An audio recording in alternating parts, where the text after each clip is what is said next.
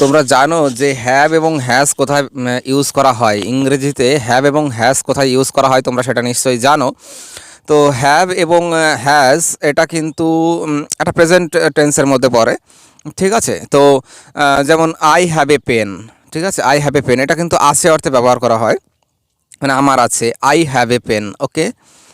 যেমন যদি আমি বলি এটা তোমার আছে, ঠিক আছে? তোমার একটা পেন আছে বা কলম আছে, সো এটা ইউ হ্যাভ এ পেন, ঠিক আছে?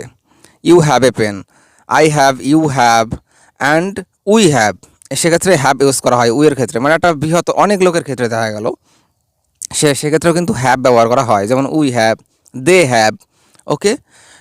সো হ্যাভ কিন্তু অনেক লোকের ক্ষেত্রে ব্যবহার করা হয়, এবং সিঙ্গেল আমি তুমি তার ক্ষেত্রেও হ্যাভ ব্যবহার করা হয়, কিন্তু হ্যাজটা ইউজ করা হয় থার্ড পার্সনের ক্ষেত্রে, বেশিরভাগ থার্ড পার্সনের ক্ষেত্রেই কিন্তু হ্যাজটা ইউজ করা হয়, ওকে।